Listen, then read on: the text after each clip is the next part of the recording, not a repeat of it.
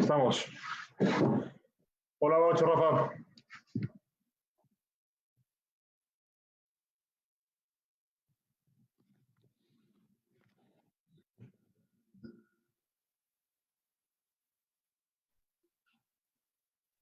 Vale, está padre ese fondo.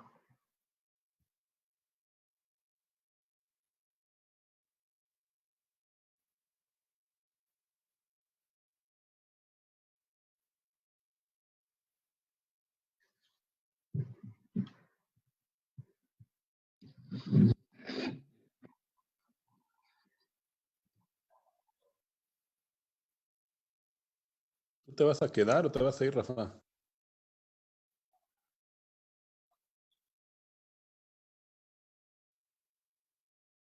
¿No?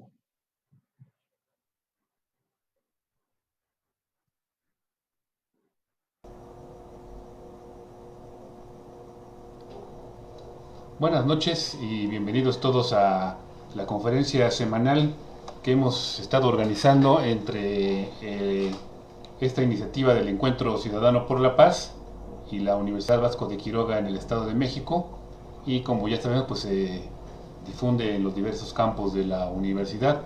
Estamos muy contentos porque el día de hoy vamos a abordar un tema muy interesante a fondo que creo que nos va a ser sumamente útil para nuestro conocimiento y profundización en el tema de la doctrina social de la Iglesia, que pues todavía tenemos la fortuna de tener con nosotros al maestro Francisco Anaya. Entonces, Jorge, si quisieras presentar la conferencia y a nuestro conocido pero ya destacado conferencista. Sí, claro, cómo no. Buenas noches, Rafa. Buenas noches, Francisco. Buenas noches a ambos, Rafa, Jorge, a todos los que nos ven también. Como ya sabemos, Francisco es miembro de la Sociedad Sacerdotal de los Cruzados de Cristo Rey. Estudió primero filosofía, luego estudió una maestría en filosofía y ahora se encuentra estudiando teología, la licenciatura en teología. Y hoy va a tener una plática, pues que a mí me parece muy, muy interesante. Vamos a empezar a tocar a los padres de la Iglesia en relación a su pensamiento en la doctrina social. Empezaríamos con San Clemente de Alejandría y lo que él opinó, pensó, escribió, nos dejó como legado en este en esta rama de la doctrina. Pues adelante, Francisco. Muchas gracias otra vez. Ustedes, gracias. Y de antemano, gracias a todos los que nos escuchan por su atención. Bien, la charla la he pensado dividir en dos momentos. El primer momento va a ser una introducción muy somera, muy panorámica, a algunas cuestiones importantes a tener en consideración cuando hablamos de los padres de la Iglesia y la doctrina social de la Iglesia. Y la segunda parte propiamente va a ser abordar aquello que da título esta charla, algunos rasgos del pensamiento social de San Clemente de Alejandría. Entonces vamos a la primera parte. Lo primero que hay que decir, aunque bueno, esto lo hemos repetido en algunas de las sesiones que hemos tenido, y también cualquiera, digamos, que tenga un conocimiento más o menos de la doctrina social de la Iglesia, no le va a sorprender. Hay que decir que el pensamiento social cristiano no se inaugura, evidentemente, con la doctrina social de la Iglesia, si por esto se entiende aquel proceso de sistematización del pensamiento social cristiano de la Iglesia, que comienza, normalmente los historiadores lo ponen con Rerum Novarum en 1891. Es decir, la reflexión propiamente social de la justicia social, de cuestiones sociales y políticas, económicas, las repercusiones del Evangelio para iluminar todas estas realidades, son tan antiguas como el cristianismo mismo. Esto lo hemos dicho ya muchas veces. Precisamente el compendio dice en su numeral 87 que si bien la locución doctrina social se remonta al Papa Pío XI, recuerden que Pío XI acuña esta expresión doctrina social en su encíclica Quadragésimo Anno,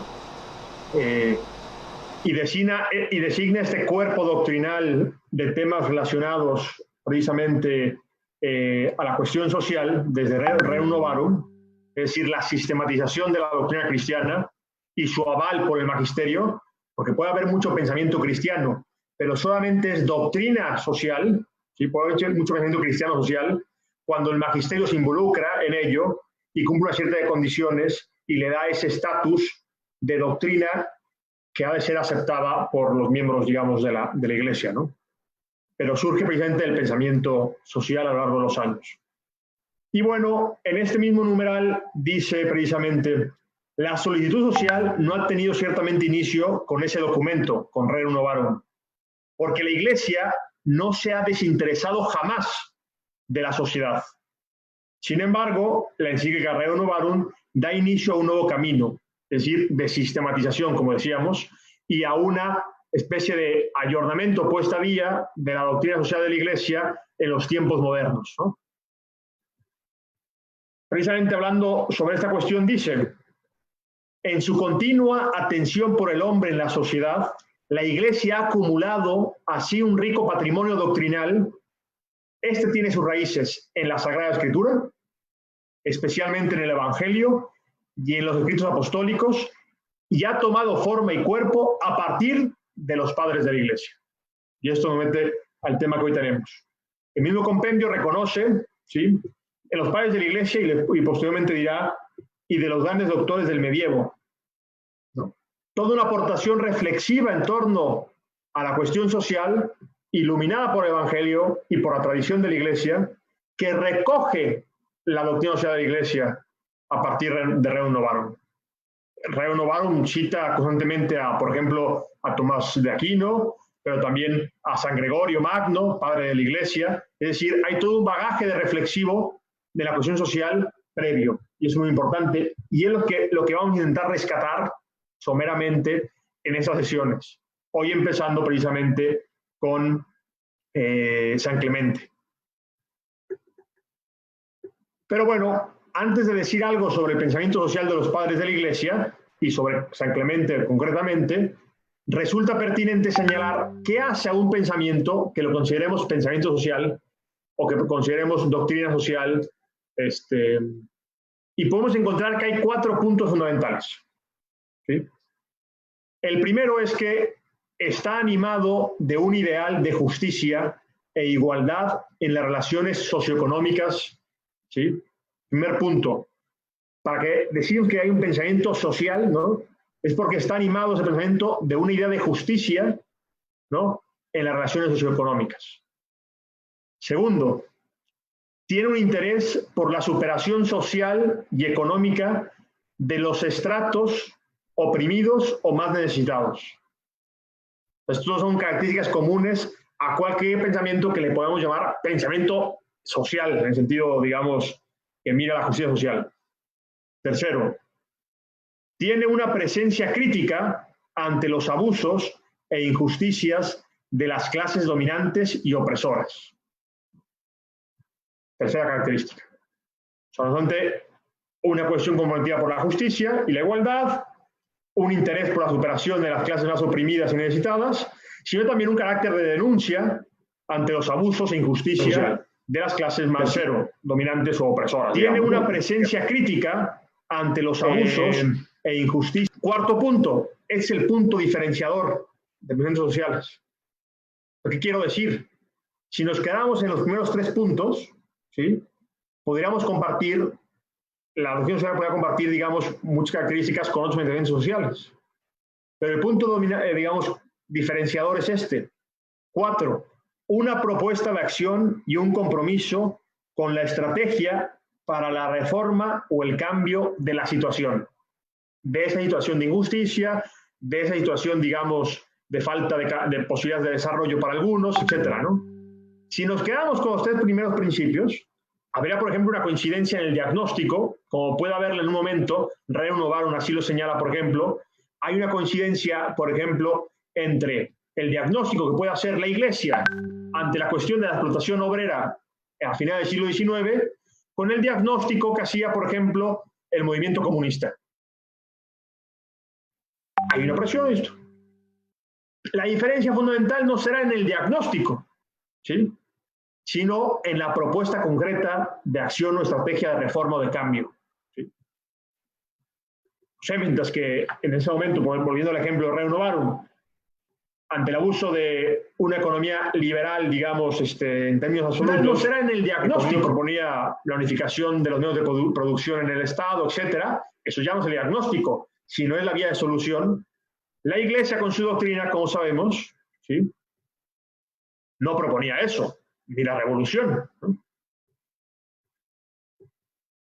Lo que distingue el pensamiento social de la Iglesia es la propuesta y compromiso de acción en orden a un cambio de la injusticia señalada.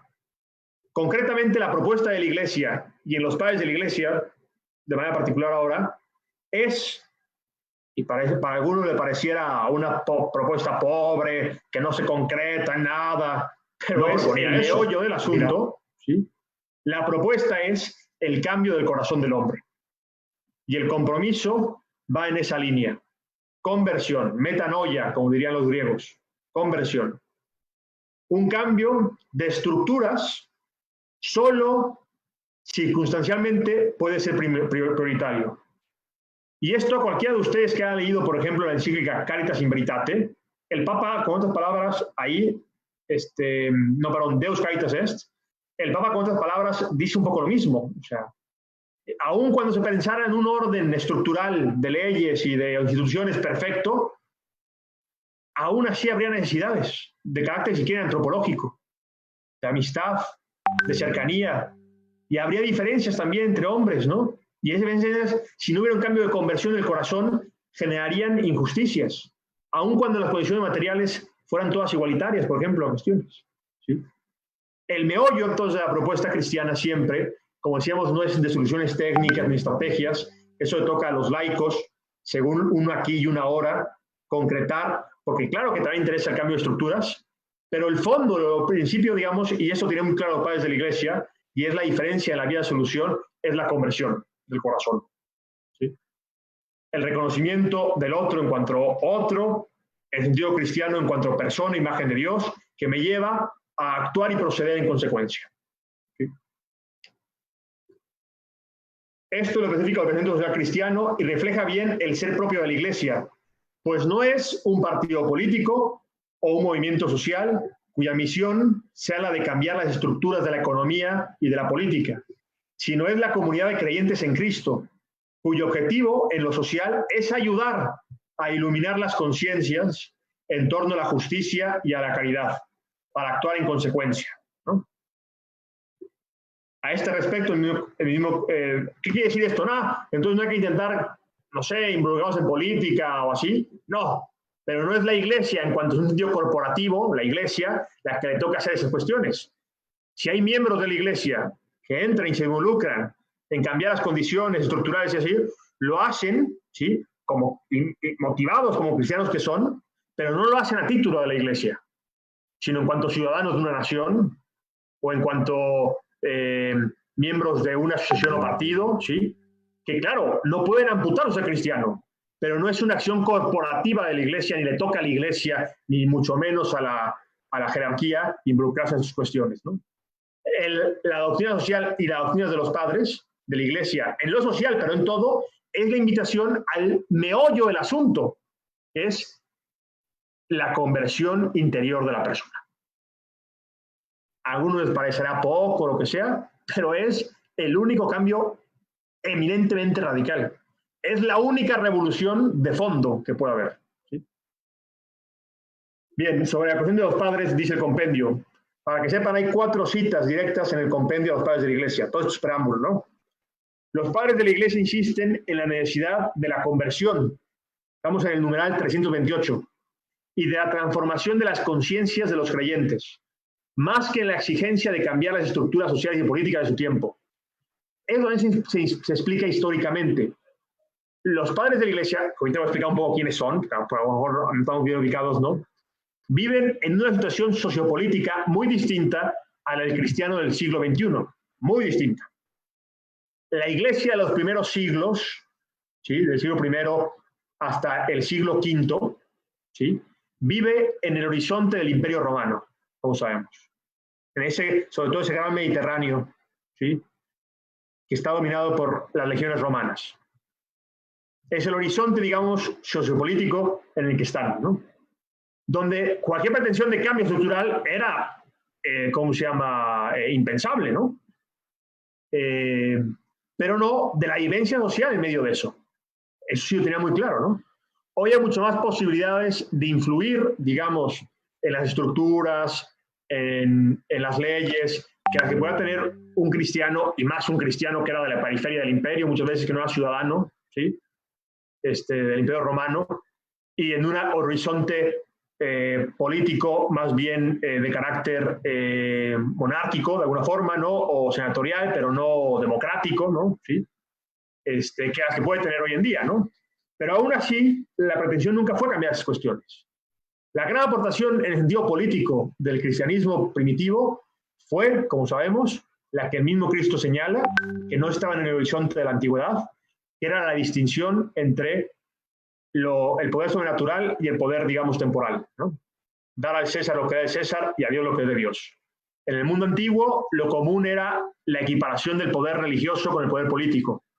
Esta separación, que llevó incluso a persecuciones, es un aporte tal vez el más importante del mundo antiguo, en teoría política, y viene del Evangelio de alguna forma, ¿no? Hay una distinción entre el César y Dios. Y eran buenos ciudadanos los cristianos. Quien quiera ver un poco qué pensaban sobre esto puede leer la carta Diogneto de los primeros tiempos del cristianismo, ¿sí?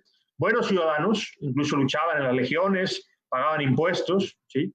Pero hacían una distinción cuando el César pretendía, por ejemplo, que se le diera culto como Dios, porque se extralimitaba, ¿no?, de lo que le compete a la autoridad civil y política. Solamente hay un Dios, ¿no? Ya solamente adorarás. El Dios en el sentido cristiano que ha revelado Jesucristo en su persona, ¿no?, que es el Dios trinitario después y esto, no el César, ¿sí? Esa es la gran contribución en tema político que hace, digamos, el cristianismo, ¿no? Pero en cuestiones sociales hay un montón de contribuciones. Y Clemente de Alejandría, digamos, en la cuestión reflexiva, y Clemente de Alejandría es un ejemplo de esto, ¿no? Entonces, muy bien. Vamos entonces a tratar ahora un poquito los padres de la Iglesia sumamente, someramente, ¿no? ¿A quiénes llamamos padres de la Iglesia? Padres de la Iglesia suele ser un término que usamos para referir a los autores eclesiásticos, digamos de alguna forma, de los primeros tiempos de la Iglesia, ¿sí?, que tienen algunas características fundamentales. La primera, una sana doctrina, eminente doctrina, es decir, del mensaje cristiano, ¿sí? Escribieron y reflexionaron bien sobre él, hicieron teología. Segundo, tienen ejemplaridad de vida, o sea, moralmente hablando, su vida fue ejemplar, ¿sí? Tercero, elemento importante, una cuestión, digamos, de santidad, fama de santidad, como podemos decirlo, desde primeramente su muerte, ¿no? O sea, que fueron, digamos, su memoria cultivada con la santidad, digamos, por los primeros cristianos, ¿no? Hay otros elementos, ¿sí? Y a ellos nos debemos las primeras reflexiones, no solo en la cuestión social, ¿sí?, sino en lo que podemos llamar la reflexión cristiana sobre, a partir de lo que Cristo ha traído, las verdades fundamentales. El hombre es hijo de Dios, ¿cómo se llama? Padre, Hijo, Espíritu Santo, etcétera. Las primeras reflexiones, digamos, sobre todo esto, los debemos a los padres. Se suele dividir, ¿sí?, en padres griegos y padres latinos, ¿sí? Recuerden, al fin y al cabo, que el horizonte territorial en el que estamos es la antigua Roma, ¿no?, el Imperio Romano, y hay 4, digamos, centros de vida cristiana fundamentales, que también coinciden con los 4 centros, digamos, de la vida del imperio, de alguna forma, ¿no? Está Roma, en primer lugar, ¿sí?, donde está ¿cómo se llama?, apóstol San Pedro Moirano, y después los sucesores estarán ahí, ¿sí? Uno de los primeros padres de la Iglesia es un papa, por ejemplo, San Clemente de Roma, ¿sí?, todavía en el siglo I. Está también Constantinopla, muy importante, que es como la unión entre Europa y Asia, hoy en día es Estambul, ¿no?, otro patriarcado fundamental. Estará Antioquía, que recuerden de ahí, según los Hechos Apóstoles, es donde se comenzó a llamar a los cristianos así, con ese nombre, cristianos, en Antioquía, ¿sí? Y estará Alejandría. Antioquía está en Asia, ¿sí?, del Mediterráneo para arriba, a la derecha, ¿sí?, antes de, ¿cómo se llama?, de la zona que era, digamos, la Palestina y eso. Entonces estaría, y abajo, en el Mediterráneo, ya en África, en lo que hoy es Egipto, está Alejandría. Esos 4 centros eran los más importantes, digamos, de alguna forma, del imperio, junto con otros muchos. Pero para efectos, digamos, de los cristianos, también lo serán, ¿no? Alejandría, Antioquía, Constantinopla y Roma, ¿sí? A Clemente de Alejandría nacerá, bueno, no sabemos exactamente dónde nació, pero será obispo de vida cristiana fundamentales, que son también coinciden con los 4 centros, digamos. Bueno, se divide entre griegos y latinos, ¿sí? ¿Por qué razón? Fundamentalmente por la lengua en que escribieron, ¿no? Pueden ser tomados por padres de iglesia y santos, tanto por la iglesia romana, latina, digamos, ¿no?, como por la iglesia griega, ¿sí?, ortodoxa griega, o lo que sea. Pero son latinos o griegos fundamentalmente por la lengua en que nos llegaron y escribieron ellos sus textos, en griego o en latín. Al principio, todos escribían en griego, luego, con el auge del imperio, comenzó a escribir en latín, ¿no? Y, por ejemplo, uno de los grandes padres de la Iglesia del siglo IV y V es San Agustín, que escribió en latín. Es un padre de la Iglesia latino. Cronológicamente hablando, se suelen dividir, ¿sí?, en muchas maneras, pero una importante sería padres, antes de para padres de la Iglesia, padres apostólicos, que son aquellos que o tuvieron un contacto con los apóstoles, pues son apostólicos, primeros tiempos del cristianismo, o están totalmente influidos por su doctrina y su enseñanza, ¿sí?, directamente influidos. Primer siglo, sobre todo. Clemente de Roma, como decía, que tiene una carta muy importante a los Corintios, es un padre de la Iglesia, un padre apostólico, ¿sí? Entonces son los primeros, los sucesores inmediatos, de alguna forma, de los apóstoles. Luego vienen los padres apologetas. Apología, si alguno llevó en filosofía y leyó a lo mejor probablemente la apología de Sócrates, escrita por Platón, apología significa defensa. Los padres apologetas serían aquellos que, ante las primeras persecuciones, tanto prácticas, es decir, persecución de que te matamos, sí, pero sobre todo también persecuciones teóricas de los filósofos de su tiempo y todo sobre la doctrina cristiana, salen en su defensa y comienzan a escribir, digamos, en defensa del cristianismo.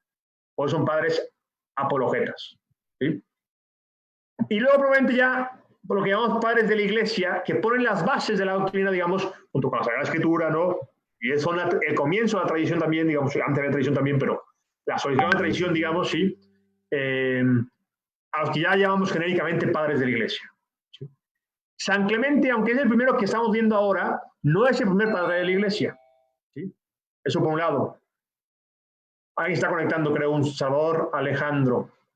No es el primer padre de la Iglesia, ¿no? ¿Sí? Pero es el primero que vamos a ver ahora, y no se ubica en el primer siglo de la Iglesia, sino San Clemente lo vamos a tener ubicado, ¿sí?, en el siglo II y creo que también comienzo del tercero. Muy bien, entonces, ¿por qué no toman parte de los padres de la Iglesia? Porque lo decíamos, son los primeros intérpretes de alguna forma, ¿sí?, del mensaje cristiano, ¿no? Y son base de la Iglesia. En el siglo XX hubo un gran descubrimiento de los padres. Ya del siglo XIX y XVIII venían descubriéndose muchas obras de los padres y editándose, pero en el siglo XX hay una gran vuelta a los padres que influirá incluso en toda la eclesiología del concilio y de muchas cuestiones, ¿no? Pero siempre se ha reconocido su importancia por esto mismo, ¿no? Bien, hay dos cuestiones que son comunes en la doctrina social patrística, podemos llamar de alguna forma, entrecomillado, doctrina social patrística, la doctrina social de los padres. ¿Sí? Hay dos cuestiones, digamos, muy importantes, en las que destacan. La primera, la imposición por parte de Dios de una función social a toda superioridad, riqueza en dones o riqueza material, motivo de desigualdades. Es decir, en los padres hay un hilo conductor que dice, cualquier bien, para ellos es un bien es cremata, y es organón, es algo útil, un instrumento, ¿sí? Cualquier bien, sea el dinero, las cualidades intelectuales, las amistades, proviene de Dios y se nos es dado para ponerlo en comunión o comunicarlo con nosotros. Lo más propio de Dios es la comunicación de personas, en el amor. La imagen y semejanza de Dios ha de ser lo mismo con nosotros, y más con el necesitado. Entonces hay una idea que es un hilo conductor en todos ellos, ¿sí?, que es cualquier primacía o superioridad, sea en riquezas o en dones, tanto espirituales como materiales, lo que sea, ¿no? Como se nos dan para comunicarlas con nosotros. Segundo punto importante, la obligación en consecuencia de la comunicación de bienes. Es decir, participar y poner al servicio de los demás toda primacía individual y todo don personal. Entre muchos otros puntos, pero me importa destacar esto ahorita. Eso lo vamos a encontrar como una constante en los padres de la Iglesia y en la doctrina cristiana, al fin y al cabo, ya desde el Evangelio está presente, ¿no? Ya desde el Evangelio está presente. San Pablo en sus cartas, ¿no? Muchos son los dones, pero todos en el mismo cuerpo y se ponen, ¿no? Así dicen nosotros, etc. Pero hay un desarrollo, de todo eso hay un desarrollo. ¿Qué nos da ese desarrollo? Conceptos también, para poder expresarlo de mejor manera. Y eso es una cuestión importante de los padres. En los padres ya está, por ejemplo, el principio, de alguna manera, de destino universal de los bienes, por eso que acabo de decir. Aunque el concepto de destino universal de los bienes no está presente, ¿no? Está la cuestión de la solidaridad y de la subsidiariedad, aunque el concepto no está presente, ¿sí?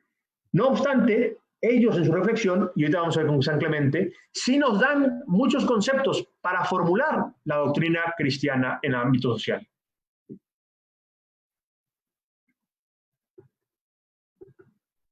Ahora, sobre una cuestión importante, sobre la aplicación concreta de la doctrina social patrística, digamos así, ¿no? O del pensamiento social patrístico. No puede ser una copy-paste, ¿no? Si algo marca lo social, es lo contingente, los cambios, ¿sí? Entonces no podemos pretender que nos den fórmulas o respuestas técnicas a los padres para aplicar ahora en el siglo XXI. El horizonte en que pensaron, sí, es distinto. Pero eso no significa que sus reflexiones en los principios y en el mensaje, digamos, fundamental del cristianismo, que es una constante en la historia, no nos sirvan. Nos sirven muchísimo, ¿sí? Pero habrá ejemplos, por ejemplo, ejemplos que nos queden lejanos, porque ya no ejemplifican, porque ahora hablamos de otras cuestiones, digamos, que no son exactamente iguales, ¿no? Pero sigue siendo una fuente fundamental Los padres, en general, en todo el pensamiento cristiano y en toda la teología, imprescindible. ¿Sí? Aquel que ya, por ejemplo, ha estado con el compendio y eso y quiere seguir profundizando, los padres es un buen lugar para iniciarse en la reflexión todavía de la doctrina social, ya no con ese nombre, porque doctrina, acuérdense, está la cuestión del magisterio, se reserva su uso para lo que comenzó desde Reino Novarum, pero sí en un sentido pensamiento social cristiano, o doctrina, digamos, en ese sentido ya amplio, no estricto, sino amplio, doctrina social cristiana, doctrina social de la Iglesia, digamos. Muy bien. Vamos a empezar, entonces. Ya casi llegamos a San Clemente. Algo interesante de todo esto que vamos a hacer de los padres de la Iglesia, todo esto es un preámbulo a las sesiones que vamos a tener, ¿no? Es que en el siglo XX se vivió un interés renovado por el estudio del origen del cristianismo, en general, y las fuentes patrísticas. Las fuentes patrísticas son las obras de los padres de la Iglesia.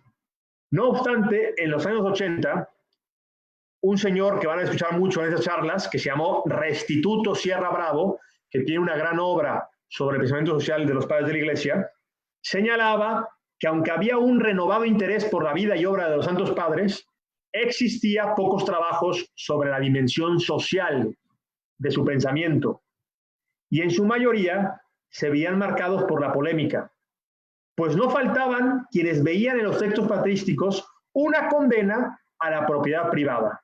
¡Ah, caramba! ¿Cómo está eso, no?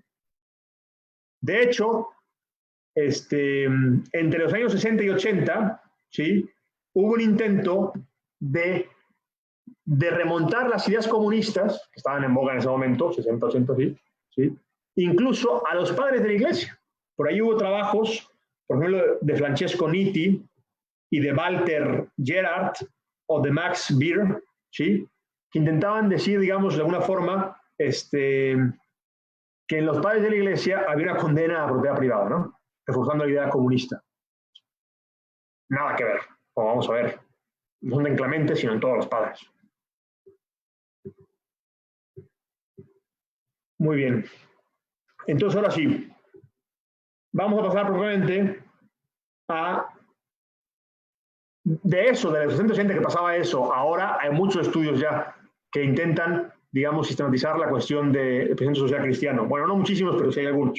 Estamos trabajando en algunos en el Centro Cultural de los Cruzados de Cristo Rey, ahí para que encomienden ese trabajo también, porque los padres tienen mucho que aportarnos en la cuestión también de la reflexión social cristiana. Pasamos entonces a la segunda parte. Es un preámbulo muy rápido.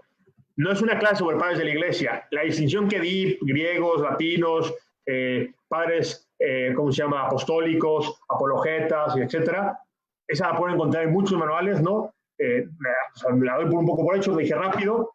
Nos interesa más ahora pasar ahora sí a Clemente, para que no se acabe el tiempo. Ya fueron media hora de la primera parte. Espero que sea otra media hora de, ahora sí, San Clemente, que es el autor que vamos a tratar de ver hoy, ¿no? Muy bien.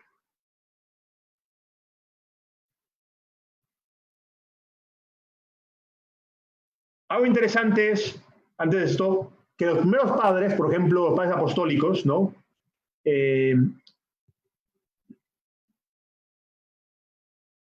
Lo que escribían eran cartas a las iglesias, por ejemplo. San Clemente escribió una carta, ¿no? San Justino, el martirio de San...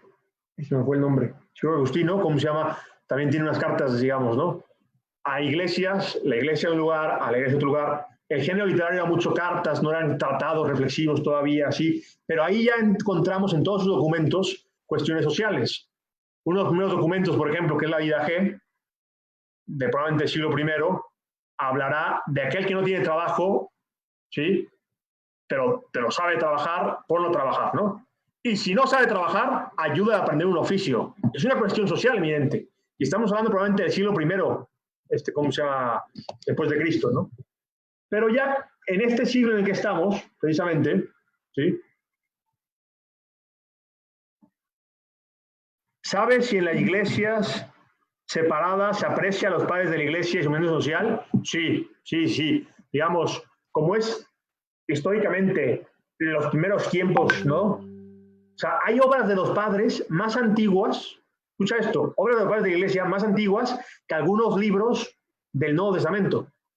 Esta Didaje que te digo, probablemente más antigua. La carta de San Clemente del 90, probablemente 90 y tantos, ¿sí? El Nuevo Testamento se sigue escribiendo, ¿no? Entonces, son, al fin y al cabo, autores fundamentales para todo el cristianismo, ¿sí?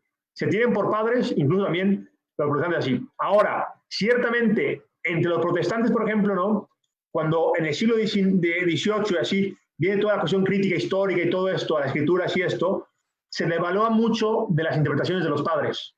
O sea, a lo mejor en la línea protestante también se reconoce muchísimo, ¿no? Pero hay una posición más crítica a veces en torno a los padres.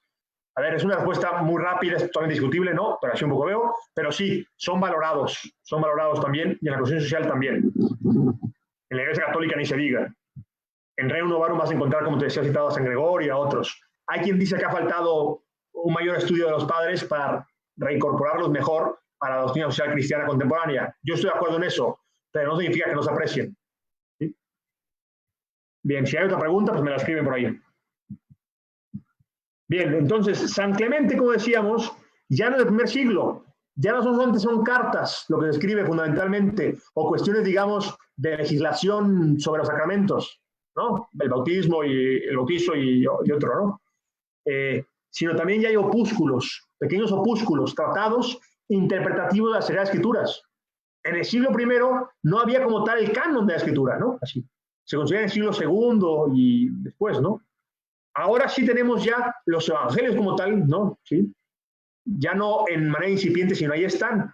Y comienzan una nueva forma de redactar de los padres, que es comentarios a los pasajes bíblicos, a los evangelios. Entonces, empieza a haber opúsculos, ¿no? Perdón, no era Clemente de Roma, ni no era el otro que decía es San Ignacio de Antioquía, otro padre, ¿cómo se llama?, apostólico muy importante, que tiene un montón de cartas que va escribiendo rumbo al martirio, bellísimas. Ahí también hay cuestiones sociales, ¿sí? También hay cuestiones sociales ahí. Pero a diferencia de todos estos padres previos, en carta y todo, y que encontramos dimensión social del mensaje cristiano, y hay que extraerlo, en San Clemente es el primer autor, podemos decir, en el que encontramos un texto exprofeso dedicado a alguna cuestión social, ¿sí? Ya no solamente pequeños momentos en diferentes obras que tenían otras intenciones, sino encontramos un opúsculo o un comentario a la Escritura que toca directamente la cuestión de las riquezas, ¿sí? Esta obra, que es la que vamos a tratar de ver brevemente hoy, se llama precisamente ¿quién es el rico que se salva? Así se podría traducir. ¿Quién es el rico que se salva? Y algunos piensan que una homilía, si no una homilía pronunciada, si una homilía escrita, al pasaje evangélico de Marcos 10, 17, 31, que es el del joven rico precisamente, ¿no? No obstante, Kuensten, que es un gran patrólogo, los patrólogos son los que estudian hoy en día a los padres de la Iglesia. Ya no son padres de la Iglesia estos, sino son patrólogos. Logos, tratado, estudio. Padres, ¿no? Entonces los que estudian a los padres son los patrólogos. Uno de los grandes patrólogos piensa, no parece, sin embargo, que sea un sermón realmente pronunciado en una función religiosa pública. Recordemos que Clemente de Alejandría vivía en una época en que los escritos patrísticos sobre los aspectos sociales ya no son expresiones escuetas en cartas u otros documentos de los padres apostólicos y apologetas. No por eso menos relevantes. Es decir, lo que dice San Ignacio de Antioquía, Clemente al respecto, la Didaje, después Justino, todo lo que ya dejamos atrás, que no estamos viendo ahorita porque empezamos in media res, empezamos con San Clemente en el siglo II, ¿sí? Pero anteriormente hay mucho que ver en la cuestión social también, ¿sí? En Clemente de Alejandría y en los padres posteriores encontramos consideraciones más extensas sobre temas en estrecha relación con lo social, como es el caso del documento aquí propuesto, ¿quién es el rico que se puede salvar? En ese tiempo abundan las homilías y las catequesis. O sea, ya no son tantas cartas así, sino son homilías y catequesis. Lo más característico de la enseñanza social de San Clemente de Alejandría es su doctrina sobre las riquezas. Al respecto escribió una obra titulada ¿Quién es el rico que se puede salvar?, que ha llegado hasta nuestros días. Recuerden que referente a lo que se escribió en el mundo antiguo, los griegos antes del cristianismo y el cristianismo, somos herederos de lo que se ha salvado de un gran naufragio naufragio, ¿no? Tenemos mucha referencia a muchas obras que no se conservan, o tenemos fragmentos de muchas obras incompletas, y lo que nos ha llegado es relativamente poco. Bueno, en realidad sí nos ha llegado mucho, ¿no? Pero no es todo lo que nos pudo haber llegado. Muchos han perdido ese naufragio de la historia de alguna forma, ¿no? Esta obra sí nos llegó. ¿Quién dice que se puede salvar? Se piensa que fue redactada en Alejandría, Egipto, como decíamos, que es un lugar fundamental de choque de culturas y muy cosmopolita, donde está la filosofía, pero también los ritos orientales, donde el cristianismo hace presencia. Una ciudad, digamos, lo que hoy sería Nueva York, de alguna forma, ¿sí? O lo que fue Nueva York hace unos años, ¿sí? En ella aborda directamente la propiedad y el uso de las riquezas, mediante una interpretación exegética, en Alejandría entre el año 180 y 202. Es imposible datarlo exactamente, ¿no? Como datamos ahorita la publicación de un libro. Más o menos piensan los estudiosos que entre 180 y 202 se publica esta obra. Entonces, en ella aborda directamente la propiedad y el uso de las riquezas, mediante una interpretación exegética del pasaje evangélico del joven rico, Mateo 10, 17, 31. No obstante, en sus obras principales, Clemente de Alejandría tiene 3 obras principales, ahorita voy a decir cuáles son. Esta no es, este es un pequeño opúsculo, pero tiene 3 obras principales. No obstante, en sus obras principales, ¿sí?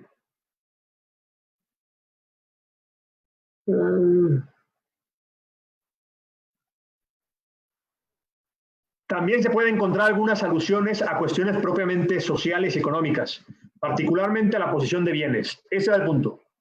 La posesión y el uso de los bienes. ¿Qué nos dice Clemente sobre esto? La importancia de esta obra radica por una parte en que es el único libro de San Clemente que se conserva fuera de su conocido tríptico. 3 obras, como decía, que son el protéptico, el pedagogo y estrómata. Protéptico, pedagogo y estrómata son las 3 obras que se consideran San Clemente más importantes, como una especie de tríptico, ¿sí? Y en ellas encontramos cuestiones sociales, pero no es profeso. Por otra parte, y más importante, esta obrita, ¿Quién puede ser rico que se puede salvar?, es el primer escrito cristiano que trata expresamente la cuestión de la salvación de los ricos. La salvación de los ricos y el uso de las riquezas. Debemos tener en cuenta que con dicha obra San Clemente no aporta una posición nueva y originaria, distinta a la que encontramos implícitamente en los textos patrísticos previos y también en el Evangelio de alguna forma.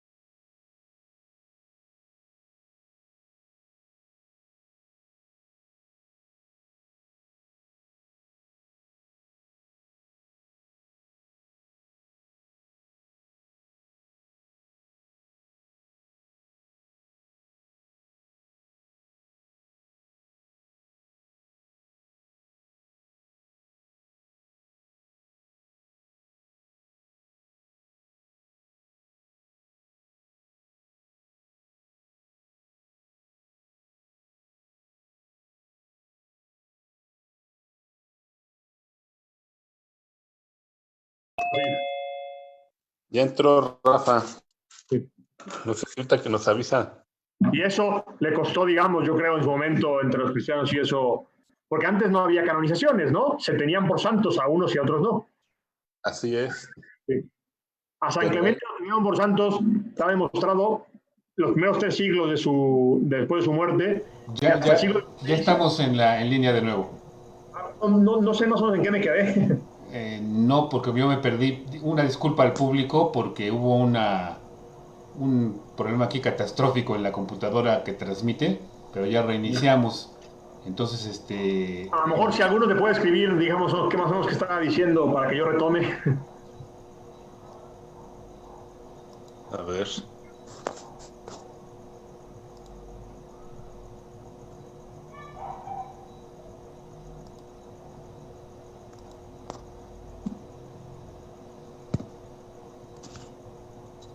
Bueno, si no, retomo, si te parece bien, desde la biografía de Clemente un poquito. Decíamos que nació en Alejandría, más o menos probablemente en el año 150, ¿no? Perdón, o en Atenas, no sabemos bien dónde nació, pero fue obispo de Alejandría, ¿sí?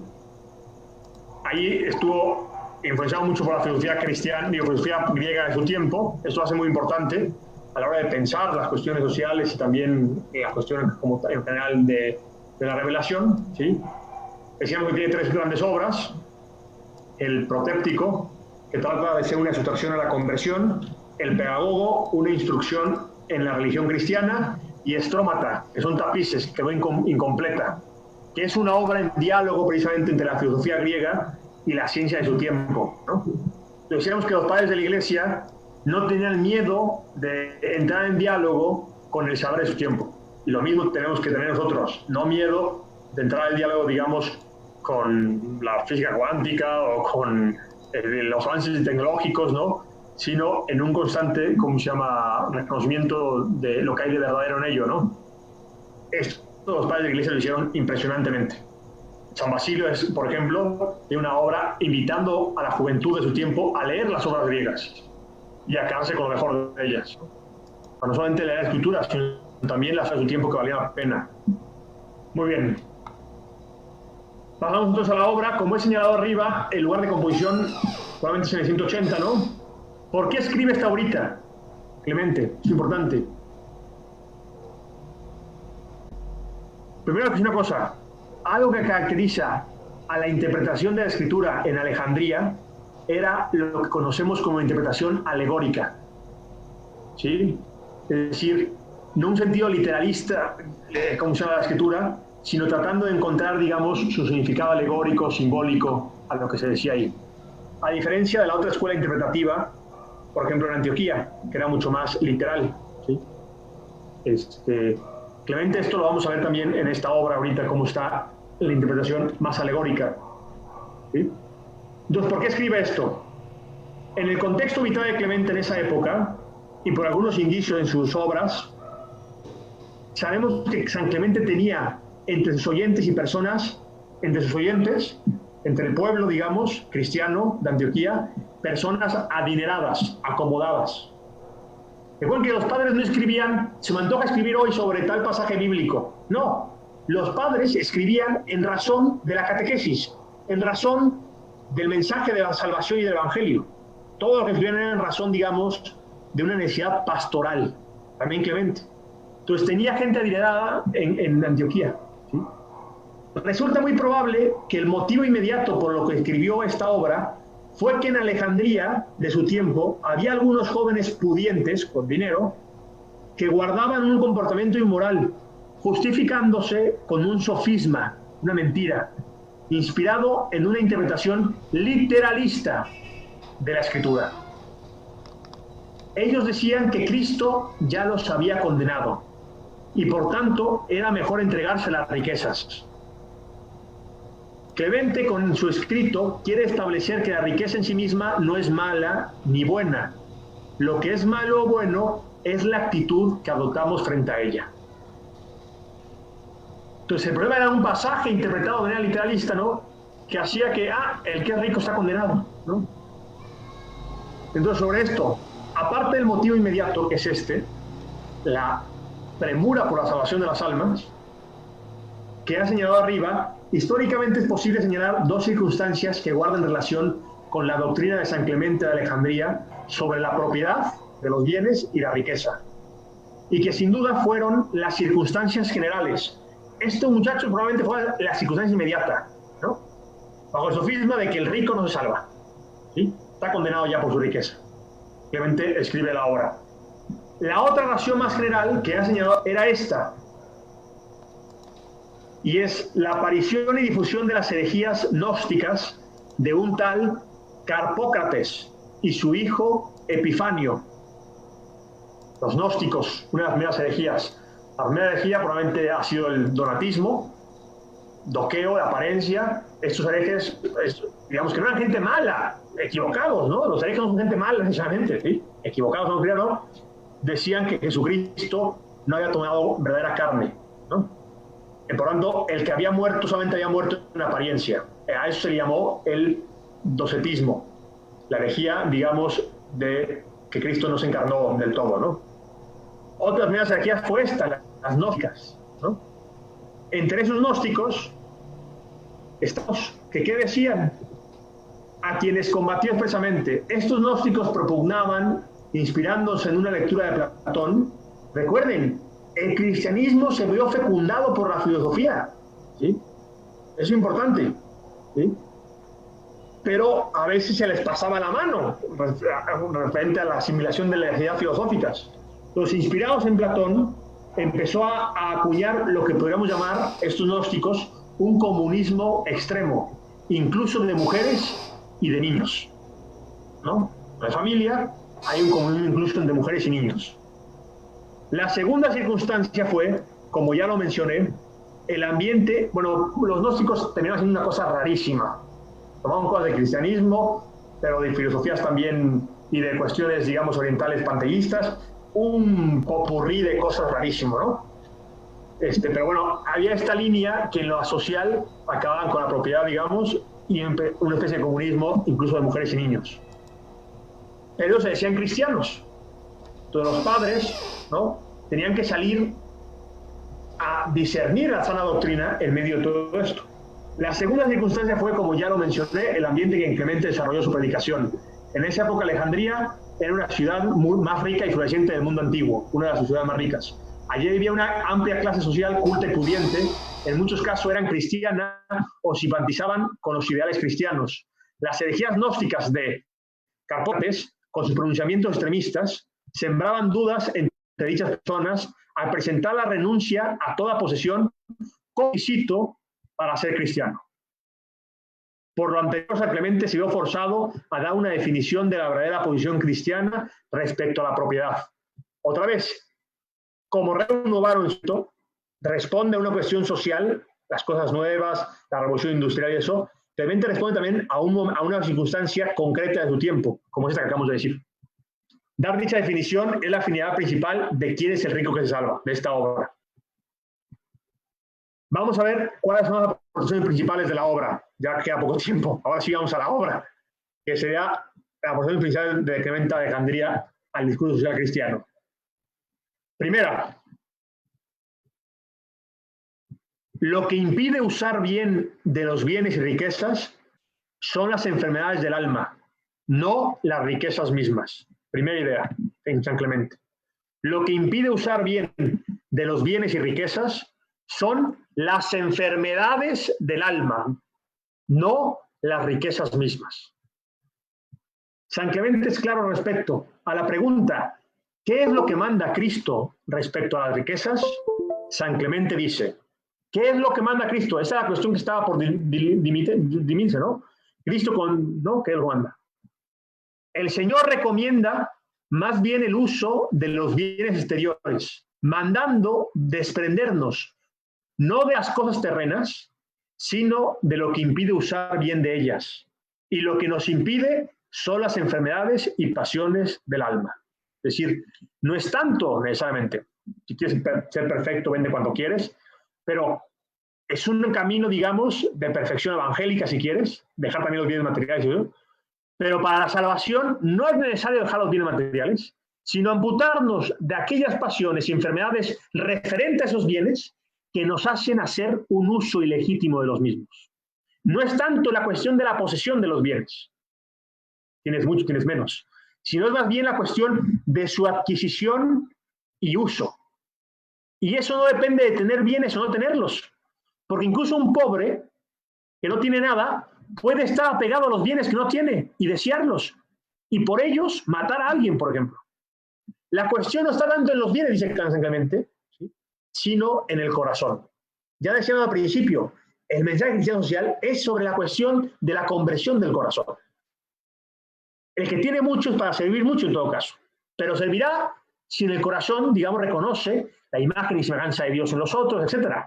La gran batalla se juega entonces en el interior, en amputarnos de las enfermedades y las pasiones del alma respecto a los bienes. Y como digo, tan enfermo puede estar de codicia el pobre, que no tiene nada, como el rico. La cuestión de la posición dirá exactamente aquí. Aquí San Clemente señala que los males e injusticias sociales no se deben a las riquezas, sino a las pasiones del hombre que le impulsan a usar mal de ellas. La conclusión es que no hay que proscribir las riquezas, sino desarraigar las pasiones desordenadas del corazón del hombre. Entonces, en Cristo, al fin y al cabo, no hay una condena a ellas, sino, ¿cómo se llama? A lo que sale del corazón, como diríamos, ¿no? La negación, segundo idea principal, la negación de la propiedad se opone a las enseñanzas de Cristo. ¡A caramba! Va a responder literalmente a este comunismo del siglo II, digamos, de algunas líneas gnósticas, ¿sí? Diciendo, la negación de la propiedad se opone a las enseñanzas de Cristo. San Clemente de Alejandría no solo proclamó la licitud de la propiedad, también declaró que la negación de esta se opone y contradice a otras muchas enseñanzas del Señor. Aquí ya vemos lo que se conoce hoy en día como interpretación canónica. La Escritura, Sagrada Escritura, un pasaje de la Sagrada Escritura no se interpreta tomando ese pasaje aislado solito, sino la interpretación integral de la Sagrada Escritura es canónica, es decir, intenta tomar una interpretación de todo el entramado de la Sagrada Escritura. La Sagrada Escritura se interpreta con la Sagrada Escritura de alguna forma y con la tradición.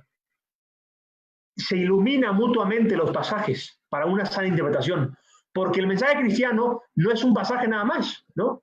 Y es Cristo, al fin y al cabo, sino es todo el mensaje en la Sagrada Escritura y en la revelación y fundamentalmente en Cristo mismo, ¿no? Entonces San Clemente dice esto, ¿sí? La condena de la propiedad y de las riquezas estaría en contradicción, ¿sí?, con muchas enseñanzas del mismo Señor Jesucristo. ¿Cómo cuál? Como la de compartir con el necesitado. Para nosotros esto nos parece ya muy evidente, pero estamos tratando de hacer este esfuerzo histórico también, digamos, de ir a la obra en su momento, en su tiempo, y aún así reconocer la valía que nos da a nosotros. Como esto, ¿no? Oye, yo puedo no tener mucho y aún así, ¿cómo se llama? Ser un avaricioso, ¿no? Como se llama el primer punto. Porque la cuestión no está en tener o no tener, sino en el uso. Y el uso está en los deseos y en las pasiones y en el orden en ellas o no. Segundo punto, como decíamos, no prohíbe la propiedad, porque estaría en contra de muchos de los mandatos de Cristo. Cito a San Clemente de nuevo. Cuanto más provechoso es lo contrario. Poseer, por una parte, lo suficiente. Este concepto está muy presente en San Clemente. La idea de que para el recto uso de los bienes, una palabra clave es lo suficiente. Lo suficiente y no angustiarse por tener lo que buscar, ¿no? Reconoce, digamos, que un mínimo de condiciones materiales es necesario, ¿sí?, para no estar angustiado por ellas y poder dedicarse al servicio de los otros y de Dios y lo que sea. Y por otra parte, socorrer a los que convenga. Tener bienes es bueno, para no preocuparse, digamos, excesivamente y caer en angustia y dejar las cosas importantes, que es Dios al fin y al cabo, ¿no? ¿Sí? Y Dios mejor. Y también para poder socorrer al necesitado, cumpliendo el precepto evangélico. Porque de no tener nada a nadie, ¿qué comunión de bienes pudiera darse entre los hombres? Miren qué bonito. Si no tuviéramos bienes, de aquí hay que superar la idea de dinero. Cualquier, como decía cuando hablé del principio de destino universal de los bienes, cualquier primacía, cualquier cosa que digamos, es un bien que yo poseo, intelectual, moral, físico, técnico, social, de relaciones, es un bien que se me está dado para que lo ponga en comunión con nosotros. Y parte de eso, en eso me juego mi imagen y semejanza de Dios en parte, en entrar en comunión de amor con nosotros. Y entonces Dios no me da bienes y a otros bienes, y hay una especie de asimetría incluso en los bienes, para motivarnos a entrar en comunión. La necesidad nos motiva a entrar en comunión unos a otros. Así como la inteligencia, cuando se ejercita, que es un bien, ante la necesidad de tener que pensar, la voluntad ante la necesidad de repensar los esfuerzos. Todo eso que a veces vemos como males, en el fondo pueden ser oportunidades para ejercitar los bienes que Dios nos ha dado, ¿no? ¿Qué comunión de bienes pudiera darse entre los hombres? ¿Cómo no ver que esta doctrina de abandonarlo todo, o sea, esta idea que, como los gnósticos de ese momento, de abandonarlo todo, pugnaría y contradeciría patentemente a otras muchas y muy hermosas enseñanzas del Señor? Porque incluso el que abandona todos los bienes lo hace para que subiera a Dios mismo, ¿no? Y para compartirlo, ¿no? O sea, no hay de abandono absoluto. La naturaleza de los bienes, tercer punto. Ya vemos dos. Tercer punto. La naturaleza de los bienes y riquezas es ser instrumentos y su uso ha de ser común. Tercer punto. La naturaleza de los bienes y riquezas es ser instrumentos y su uso ha de ser en común. No su posesión o propiedad, pero sí su uso. Según San Clemente de Alejandría, las riquezas son tanto crémata, sí, significa bienes o cosas útiles, es decir, su destino está en el uso, no en la posesión, sino en el uso. Es el problema del avaricioso, que olvida que los bienes son para usarse en el ejercicio y más bien los convierte en posesión, como el mal del dragón, si vieron la película de Hobbit, que no puede utilizar las monedas, pero ahí las tiene, ¿no? No es entender la naturaleza de los bienes, son medios, son bienes, cosas útiles para su uso. Es decir, son también, en sentido griego, la palabra es organón. Organón significa instrumentos. No son fines, sino medios, son instrumentos, ¿sí? En cuanto a su uso, este debe ser común. Ahora sí, uso, pero ¿cuál es el uso? Ha de ser común, para bien común. Incluso cuando alguien se alimenta, ustedes y yo, y este plátano es mío, ¿no? Me alimento, ¿sí? Porque en derechos más necesidad, pero incluso ese nutriente en el sentido cristiano, que alimento, ha de ser alimento para la energía que me da ponerla a servicio de Dios y de los demás. Incluso ese plátano, aunque es mío y me lo como yo, ¿sí? Su uso de alguna forma, que me alimenta a mí, sirve a este fin, que es también la comunión con nosotros. A partir de San Clemente, estas dos nociones, instrumentalidad de los bienes y utilidad, son útiles y son instrumentos, son fundamentales en la doctrina social de los santos padres. El postulado es que las riquezas son medios o instrumentos, no un fin en sí mismas, y que además son para utilidad común. Son no un fin en sí mismas, no la posesión por la posesión, sino la posesión para el uso. Pero ese uso, ¿en qué sentido? Para ponerlo en comunión con nosotros, ¿no? Para el uso común, de alguna forma. Incluso lo que es mío lo es para beneficio de otros.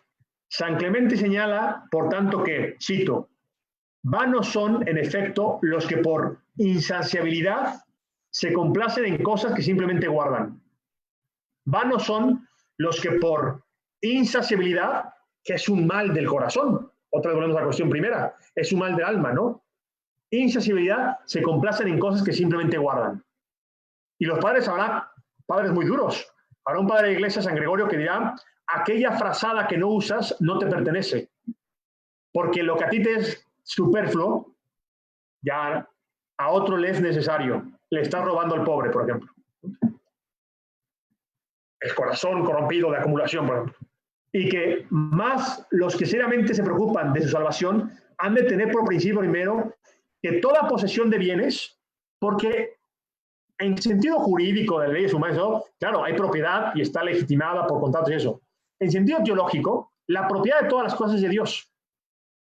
Dios nos concede la posesión de esos bienes y una propiedad relativa que la ley humana tiene que sancionar y respetar, pero en el sentido más profundo es bienes de Dios, propiedad de Dios, ¿sí? Y yo soy su administrador y me los da para saciar, claro, la necesidad propia ciertamente, ¿no? Pero también para hacer providencia con los otros y ponerlo en comunión con los otros y ser imagen y semejanza suya en ese sentido. Se nos dan en razón de uso y el uso por razón de suficiencia, dice San Clemente, que puede procurarse con poco. A ver, es interesante. Así como en Aristóteles, la cuestión, si se acuerdan de la virtud, dice está en el punto medio, pero luego dice el punto medio relativo. Es decir, el punto medio relativo, ¿qué quiere decir? No es lo mismo lo que necesita de alimento, por ejemplo, un atleta profesional que se ejercita todos los días, que lo que necesita el que está comenzando a hacer ejercicio y camina 300 metros. El punto medio, que sería la virtud de la sociedad, que está entre el vicio por exceso, que sería la gula, o el vicio por defecto, que sería, no sé, la anorexia, o no sé cómo llamarla así, digamos, ese punto medio relativo a cada persona. No puede ser el mismo para todos, ¿sí? No está diciendo, digamos, lo que es necesario es un rasero para todos. No va a ser lo mismo.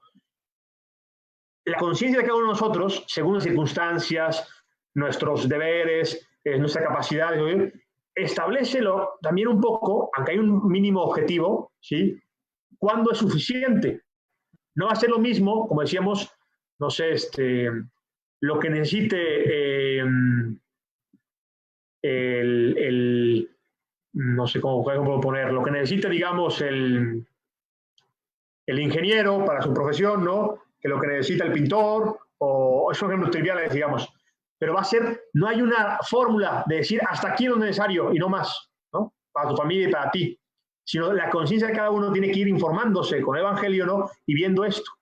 Incluso reconocer, oye, la capacidad me da más bienes, ¿no? Puedo hacer un uso legítimo de ellos, incluso en algunos gustos, lo que sea, ¿no? Pero tengo que poner siempre en razón de que esto también se me da para uso común y del necesitado. Porque si eres más capaz incluso y ganas más y lo que sea, ¿no? En el fondo eso te lo ha dado Dios también. Toda primacía viene de Dios, ¿sí? Ok, entonces esto. Segundo punto, cuarto punto. Teoría general del uso de los bienes teniendo por principio la suficiencia. San Clemente también desarrolla una teoría general del uso alrededor de la noción de suficiencia, sabiendo condensar su doctrina en un pasaje del Pedagogo. Ya no estamos en la obra de quién se puede salvar, sino el Pedagogo. Cito a San Clemente. Mas los que seriamente se preocupan de su salvación, enseña, han de tener como principio primero que toda posesión de bienes se nos da en razón del uso. Eso ya lo leí, perdón. El uso y la suficiencia dependen de un punto medio relativo, así como no es lo mismo el punto medio de la alimentación del deportista como la del que apenas comienza a hacer el deporte, como decíamos, ¿no? O no es lo mismo la valentía del soldado que la valentía del niño, ¿no? Hay cosas que el niño hace y no por eso decimos que es un cobarde. Hay cosas que si el soldado las haría como el niño, diríamos que es un cobarde. Por ejemplo, huir de la batalla, ¿no? Es el punto medio relativo. Cada uno de nosotros tiene que también, tomo por principio, como dice Clemente, son útiles, se me dan en razón también del bien común. Y en el bien común está mi bien. No son contraposición mi bien propio y el bien común, sino también que yo tenga lo necesario para vivir, contribuye al bien común, porque también soy hijo de Dios. Pero cuando está eso también, de alguna forma, ya casi termino, Rafa. Cuando está también eso, digamos, de una forma, ¿sí? Contribuye al bien común, pero hay un principio que es el de la saciedad, el de la necesidad y lo superfluo, ¿sí? Que tengo que yo ir tratando de pedir a Dios que me ayude a discernir lo que es superfluo ya, ¿no? Y también hacer un uso más comunitario, digamos, de mis bienes, que no solamente son económicos, como decíamos. Mi tiempo también es un bien. Ahora, para terminar, sí señala el padre, no voy a tampoco a ponerle agua al tequila. El tequila es la doctrina de los padres, ahorita de San Clemente, y yo no voy a aguarla con agua diluyéndola. No, también hay una condena de San Clemente y de los padres al uso excesivo de los bienes y al lujo. Voy a poner un ejemplo que podríamos ya para terminar, luego tropicalizarlo en nuestro tiempo. Dice San Clemente también sobre el lujo innecesario. Indudablemente, para la agricultura necesitamos de azada y arado. Hoy hablaríamos para otros trabajos, ¿no? Pero aquí es una economía evidentemente agraria, ¿no? A nadie, sin embargo, se le ocurre fabricar una lagona de plata ni una hoz de oro, porque los bienes son instrumentos y es suficiente con que sea de hierro, como para que sea de oro.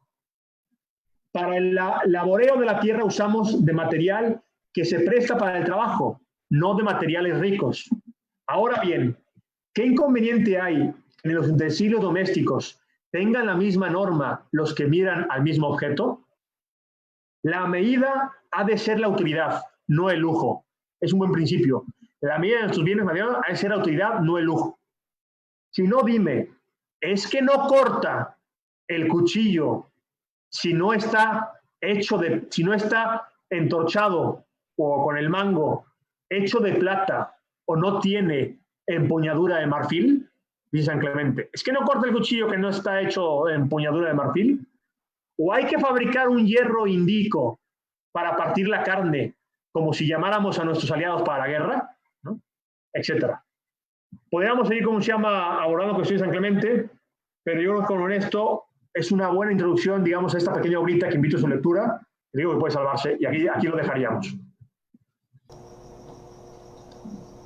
Muchas gracias, Francisco. Creo que ha sido muy interesante y aleccionador el tema.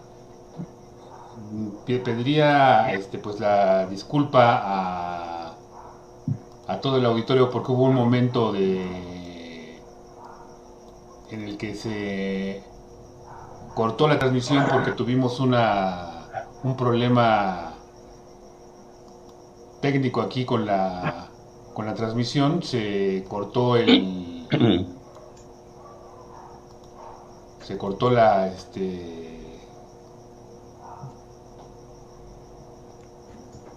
ver, creo que por ahí se entró Salvador Saldívar. Sí, buenas noches, Rafa. Buenas noches, Paco. Mucho gusto. Mucho gusto, Salvador.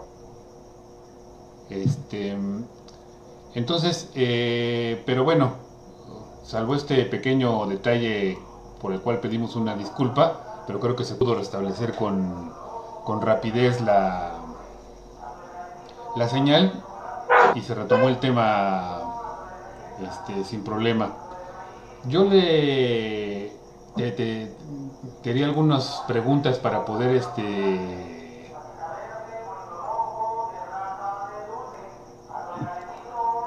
continuar. Sí. Sobre todo esta última parte que señalabas tú sobre los bienes y el uso de los bienes, yo creo que tiene un problema de comprensión, porque sobre todo en el tema del socialismo pareciera ser que es un planteamiento muy cercano. Ya cuando hablamos del tema de los bienes en la otra conferencia abordamos, pero creo que hoy vale la pena verlo con un poco de detalle, porque pareciera ser que el planteamiento se acercara a un planteamiento tipo como el que hizo Marx, ¿no? De decir, solamente utilizar aquello que es necesario para tus necesidades mínimas y lo demás tendría que ser propiedad común. Entonces yo creo que sí valdría la pena ponerle un poco el punto ahí para tratar de diferenciar el concepto del socialismo en cuanto a la posesión de los bienes y el de la doctrina social y en particular de los padres de la Iglesia, ¿no? Sí. Pues yo comenzaría diciendo que en la doctrina social y en los padres de la Iglesia, primero, no hay una contraposición de clases, ¿no? Entre, por ejemplo, el proletariado, ¿no? Que tiene conciencia de clase, como hemos dicho, y se sabe en contraposición de la otra clase, que podría ser aquellos que tienen los medios de producción, ¿no? Como podría ser el empresariado, la burguesía, ¿no? Y entre estas dos no hay ningún encuentro, ¿no? Sino lucha y esto. Eso jamás vas a encontrar en el cristianismo ni en los padres de la Iglesia, ¿no? En los padres de la Iglesia está esta idea de que, claro, hay quienes tienen más, quienes tienen menos, ¿no? Ahora, sobre la cuestión de pero tienen que entrar, digamos, en comunión unos con otros, ¿sí? En visión cristiana, por ejemplo, que tiene más, tiene medios de producción, por ejemplo, o capital y esto, sí lo sabe poner haciendo empresa, por ejemplo, siendo propietario de empresa, generando empleos, ¿no? ¿Sí? Y eso ya es ponerlo, de alguna forma, en comunión con los otros. Y ya es ponerlo, digamos, en el bien común. Sin que, digamos, que la empresa la pierde él y la vuelve el Estado, ¿no? Que es el administrador, ¿no? O sea, la iniciativa privada incluso y los empresarios, ¿sí? Generan un bien común también, ¿sí? No hay una anulación de la propiedad, sino un reconocimiento de que si tienen más, este más que tienen sí tiene que ser puesto en generación de empleos o otras cuestiones. Ahora, sobre la cuestión de las necesidades, la visión de la doctrina social cristiana no es la visión, digamos, comunista de las necesidades mínimas y que son corporales, materialistas, ¿no? De alimento nada más o de casa, vestido y sustento y nada más, ¿no? Cuando los padres de iglesia, creo yo, y luego de la doctrina ya contemporánea de la iglesia, hablan de necesidades, siguen viendo la integralidad de la persona humana, cuyas necesidades son mucho más que la mera casa, vestido y sustento, sino también implican, digamos, la cuestión del aprendizaje, la recreación, la amistad, y para todo ello, ¿sí? También es necesario los bienes, incluso materiales, cuestiones. Entonces, el horizonte que entendemos por necesidad, ¿sí? No debe ser limitado a las cuestiones elementales que incluso nos compartimos con los animales, de alguna forma, ¿sí? Físicas. Sino es una visión mucho más integral de lo que es necesario al hombre, ¿sí? Que implica muchas cuestiones. Uno puede decir, oye, tener libros no es necesario en sentido estricto, ¿no? Porque no te los comes, no te cobijan y no te visten, ¿no? Sí, pero el hombre es mucho más que esa dimensión, ¿no? El hombre también es su inteligencia, su alma, ¿no? Y los libros son un medio fundamental para subsanar necesidades en un sentido más integral de la persona, ¿no? Las vacaciones de alguien, por ejemplo, no sé, no poner ejemplos, ¿no? Pero digamos, no quisiera la idea de que por necesidades el mínimo casi igual que un perrito, ¿no? Eso no, ni los padres, ni de creo que la doctrina social tiene esa idea, ¿no? Sino la visión integral de la persona. Ahora, otra vez, lo que estarían en contra totalmente de los padres es que esto se volviera coercitivo, ¿no? Igual la iglesia. Claro, sí te dicen, y es dura que nos digan, ¿no? Porque nos tiene que mover. Si fuera un discurso que no nos moviera la conciencia, pues qué bonito, ¿no? Si nos tiene que mover, digamos, que nos dicen, oye, el lujo no excesivo, o los bienes, pero hasta cierto punto, ¿no? Pero nunca vas a encontrar que sea una cuestión coercitiva y mucho menos el Estado la que establezca los mínimos y los máximos, ni nada de eso.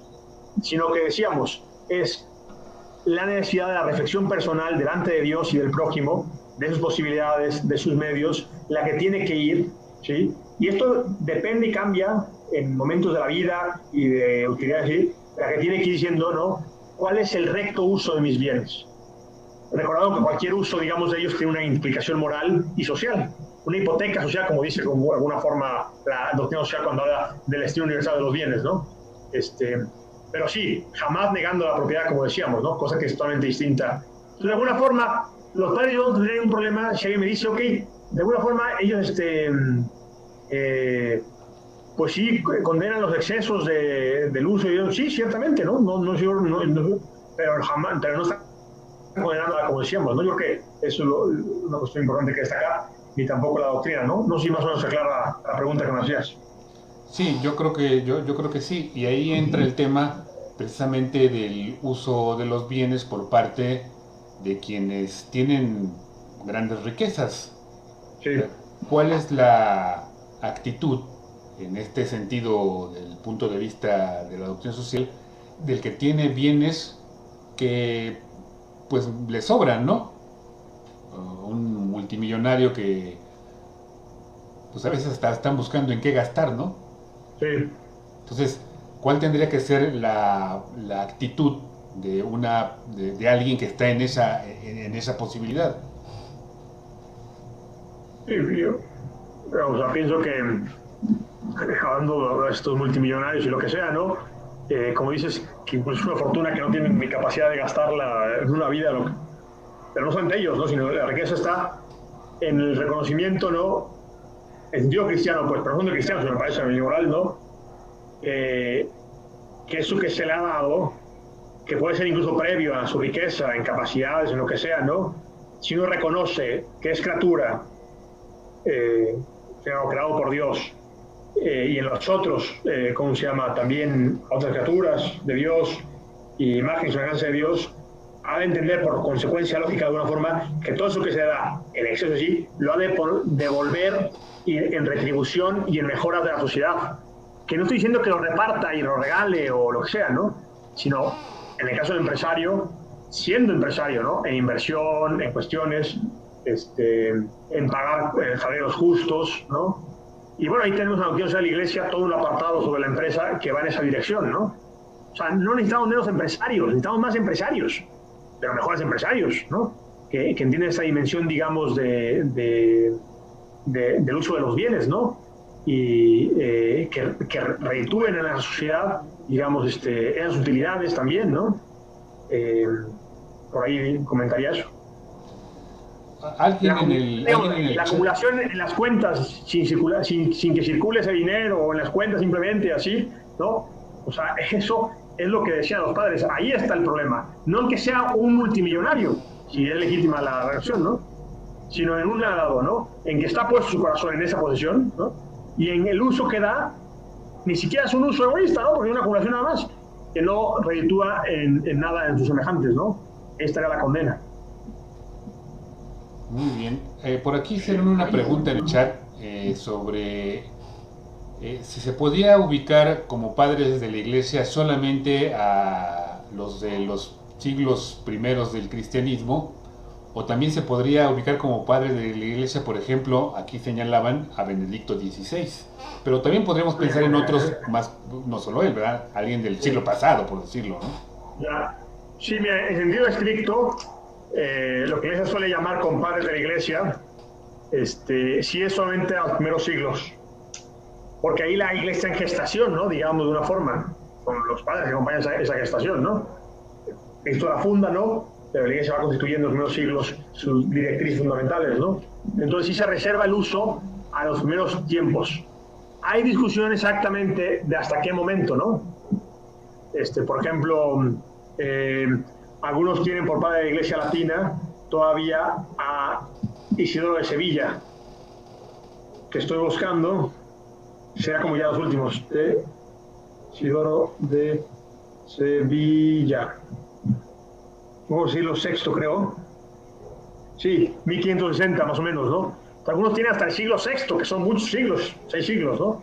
Pero más allá de ese siglo, el consenso es que no. Se comienza a hablar ya más bien de doctores de la Iglesia, por ejemplo, por su sabiduría, ¿no? Como puede ser Tomás de Aquino en el siglo XIII, ¿no? Grandes aportes doctrinales, pero ya no se reserva el uso del padre de la Iglesia en sentido estricto a los primeros siglos de la vida de la Iglesia, ¿no? Ahora, por analogía, y en un sentido amplio, sí se llega a utilizar el término de padre de la Iglesia, pero ya no tiene ese sentido, digamos, constitutivo, ¿no? En algunos, yo he escuchado, por ejemplo, que Benedicto, y yo así también lo puedo tener, pero ya no es un padre de Iglesia en sentido estricto, lo quiero decir, ¿no? Podríamos llamarlo un padre de Iglesia del siglo XXI o de la Iglesia contemporánea, ¿no? Porque es tal la doctrina que tiene, y vivimos un momento de choque, digamos, civilizatorio muy interesante, de ayornamiento de la doctrina, ¿no? Y Benedicto, desde que estuvo en el concilio como asistiendo al cardenal Frix, pero luego como teólogo, Ratzinger y todo, ha hecho una obra monumental, digamos, valiosísima. También tiene, no solamente cumple con ese criterio, sino con el criterio de una vida santa, en mi opinión, también, ¿no? Creo que daba algunos criterios, ¿sí? ¿Sí? ¿Qué no cumpliría? El cuarto criterio que no dije, pero que ahora ustedes lo dijeron, ¿no? Que es los primeros tiempos de la Iglesia, los primeros siglos, ¿no? Entonces, en sentido estricto no sería, pero en un sentido amplio, análogo, sí, yo considero que para Benedicto podría ser considerado de la Iglesia de los tiempos actuales, ¿no? Un padre del que se cimienta mucho. Las distinciones que ha hecho, por ejemplo, en la cuestión social entre laicismo, laicidad, o sea, pero no cuestiones que antes no tienen que hacer, pero hoy sí, antes, son verdaderamente dignas de un padre de la Iglesia, ¿no? Pero bueno, eso es discutible, ¿no? Pero en sentido estricto, imposible llamarlo padre de la Iglesia en sentido estricto. Ahora, San Beda Venerable creo que sí se considera padre de la Iglesia. Hay que checarlo, pero creo que sí se considera padre de la Iglesia. ¿Cómo se llama? San Beda Venerable, aquí me preguntaban. Recomendar bibliografía, sí. Busquen en la BAC. Lo mejor que se ha escrito, yo creo que todavía en español, es un alemán, pero se tradujo, está en la BAC, que se llama así Patrología o Padres de la Iglesia. Padres de la Iglesia, son 3 tomos. Esos tomos, digamos, para un estudio sistemático de los padres. Luego ya lo siguiente sería ir a leer a los propios padres, ¿no? Pero de la BAC, Biblioteca de Autores Cristianos, los 3 tomos de Patrología de Padres de la Iglesia son sumamente recomendables. Muy bien. Finalmente, un comentario también, decías al inicio de la conferencia, el asunto que se planteaba de la separación clara entre la Iglesia y el Estado, Sí, que es un tema muy actual porque sí, pasa también por el tema del concepto y de la concepción de la sociedad civil y sí. lo que en la doctrina de la Iglesia, aunque no es lo mismo, pero tiene cierta analogía de los cuerpos intermedios, ¿no? O sea, Sí. esta división, esta separación clara que planteabas, que hacían los padres de la Iglesia, creo que tiene una repercusión importante en los tiempos modernos, porque precisamente aclara cómo tiene que ser la relación entre la Iglesia y el poder político, ¿no? Y no, muy importante lo que dices, o sea, hay consenso entre los grandes pensadores de la teoría política que el gran aporte no del cristianismo, sino me refiero del mundo antiguo y promesa medieval, que luego se pierde en el medievo con todas las cuestiones, digamos, de los reinos cristianos, ¿no? Es otra historia, es que tú dices, ¿no? Es el dar al César lo que es César y Dios lo que es de Dios, ¿no? Eso no estaba en el mundo antiguo, es una aportación cristiana a una sana teoría política. Y hoy, digamos, en un mundo que está marcado por el pluralismo y la secularización, tiene una vigencia fundamental, ¿no? Porque la pretensión del Estado, o sea, en algún momento puede haber sido una pretensión, digamos, de carácter religioso, ¿no? Hoy, con la secularización, es impensable una vuelta a la cristiandad, como Estados cristianos, digamos así, ¿no? La pluralidad llegó así. Pero la pretensión por parte del Estado sí ha estado. El siglo XX dio muestras de eso. Proyectos, digamos, estatistas, totalitarios, precisamente totalitarios, ¿no?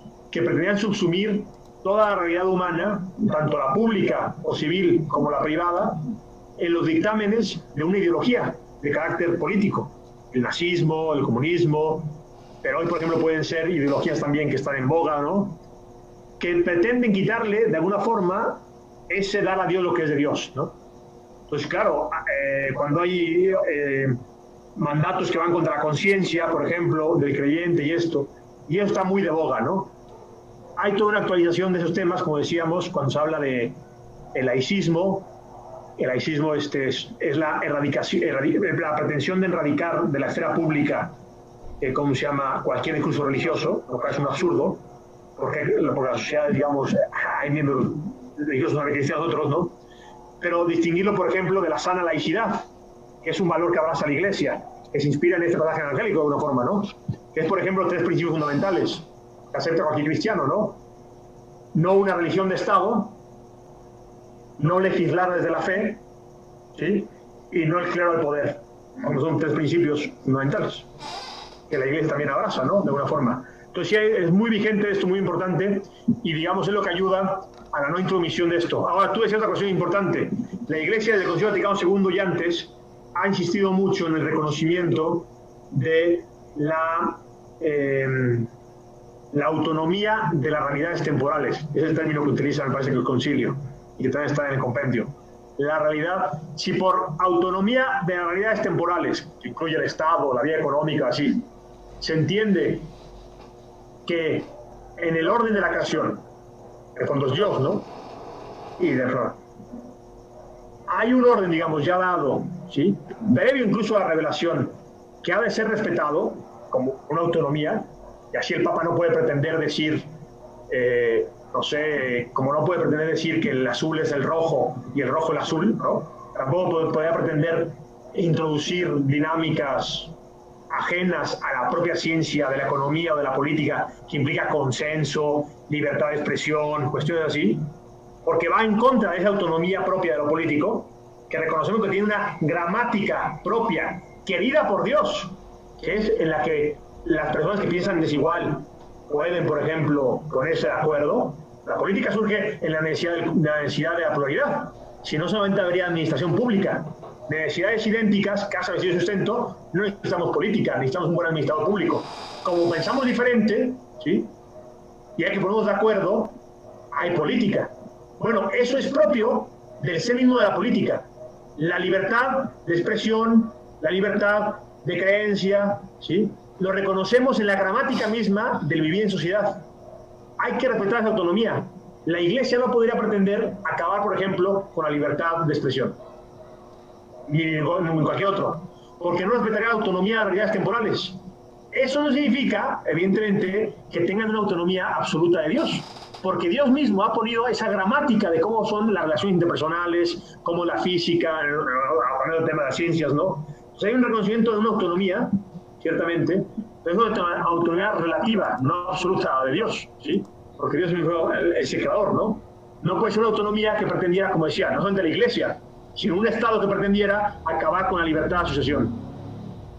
Eso iría en contra, digamos, de cómo se llama, de lo que es la política también, ¿no? Entonces hay que respetar la autonomía, digamos, de realidades, ¿sí? Tanto la Iglesia como otros, ¿no? Y eso es un poco por donde va el discurso hoy día, me parece a mí, por donde va la cuestión de autonomía de realidades temporales, ¿no? Entonces, ¿qué va a ser, por ejemplo, el reino social de Cristo, que hablábamos tanto? Que ha habido, digamos, una reflexión constante en la historia de esto, ¿no? Un cambio en la comprensión, una profundización en la comprensión. Pues no es que hay una ley que diga que es fiesta patria el 12 de diciembre, por más que sea un protagonismo en México, ¿no? No es un estado confesional el reino social cristiano, ¿no?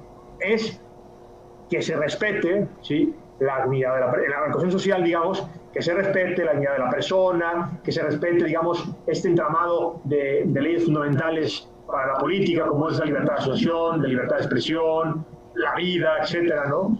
Y dado que Dios y Cristo es logos y ha dado ese orden a las relaciones interpersonales y ahí en esto, en todas las demás cosas, el hecho de que se respete este orden previo, dignidad de la persona así, ya es reino de Dios.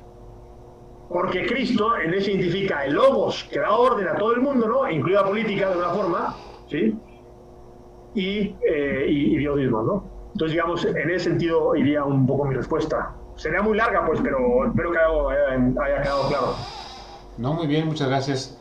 Pues te agradecemos profundamente la participación. Quiero decirles a nuestro auditorio que, pues, la maestría en Doctrina Social de la Iglesia ya inició, ya arrancó trabajos. Sin embargo, todavía es posible inscribirse. De hecho, esta misma conferencia se utilizará ahí en algo de lo que se trabajará, lo trabajaremos en la maestría. Entonces, pues el llamado es para que aprovechemos estos últimos días de agosto para inscribirnos. Además, la UBAC está ofreciendo descuentos muy importantes para anotarse, que además, con todo, la verdad es que es una colegiatura y una institución muy accesibles. Pero con este comercial te volvemos a agradecer y yo le pediría a Jorge, no sé si puedas tomar la palabra para comentarnos qué es lo que tenemos para las siguientes lo que sigue, ¿no?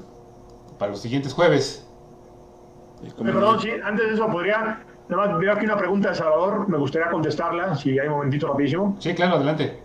Dice Salvador, ¿cuál debe ser la actitud de los sacerdotes que llegan a tener algunos bienes de alto precio, autos, joyas, que se exhiben aún sin un fin de presunción y superan la condición económica de los feligreses a los que asiste? Parece que es una pregunta muy, muy interesante. Ellos también tienen su llamado a su discernimiento de qué es lo necesario y lo superfluo, ¿no? Pero claro, hay cuestiones que son superfluas para todos, de alguna forma, el exceso de joya, ¿no? Y me decía una vez un sacerdote, puedo contestar con un ejemplo, no sé lo que me dio. Perdón si esquivo un poco la pregunta y contestar de manera más teórica, Salvador. Él me decía, procura tener un coche, me decía, y yo creo que es muy valiente para cualquiera, que ni un pobre más pobre, ni el pobre, digamos, ni el rico se sienten ofendidos si se subieran en él, ¿no? O una casa, lo que sea. O sea, yo creo que el sacerdote tendría que estar llamado, digamos, a incluso en la consideración de sus bienes, ¿no?, en poner la consideración de aquellos que sirven, ¿no?, y de lo que tienen capacidad y no tienen capacidad de acceder. Me parece que el sacerdote tiene que tener esa sensibilidad. Cualquier persona, ¿no?, pero cuánto más el sacerdote. Y también está llamado el sacerdote a una pobreza más radical, ¿no? Entonces yo creo que cualquier lujo, joya, si es un sacerdote, no debería darse, ¿no? Pero bueno, es mi opinión al respecto. Bien, muchas gracias. En los próximos eventos hemos estado haciendo un esfuerzo por tener ponencias de gran calidad. Entonces, el mes que entra tendremos, como parte de también de una plática que se está utilizando, pensando para la maestría de la doctrina social, al padre Pedro Miguel Funes, el 3 de septiembre. Ahí te va a hacer la competencia con la doctrina social y los padres de la iglesia. Va a ser general. ¿Cuál competencia? Él sí vale la pena, él sí escúchelo, porque él sí lo hace mucho mejor que yo. No hay manera de competir con el padre. El padre es una eminencia, el padre es doctor en teología precisamente, ¿no? No, y es patrólogo, es doctor en patrología. Él sí vale la pena. Entonces, él dará la introducción y luego tú te sigues, ¿no? Con los demás padres. Después, tenemos el 10, vamos a hablar de la perspectiva económica futura, terminando la pandemia, con el doctor Gerardo Ángeles. Es doctor en economía por una universidad prestigiosa en Inglaterra. Luego el 17, vamos a tener una plática muy, muy pues, fascinante, que es el desarrollo gestacional, y nos la va a impartir el doctor Jorge Serrano Limón, que pues la mayoría de ustedes lo conoce, es un eminente luchador por la vida en este país, ¿no? Nos va a dar una plática pues muy bonita.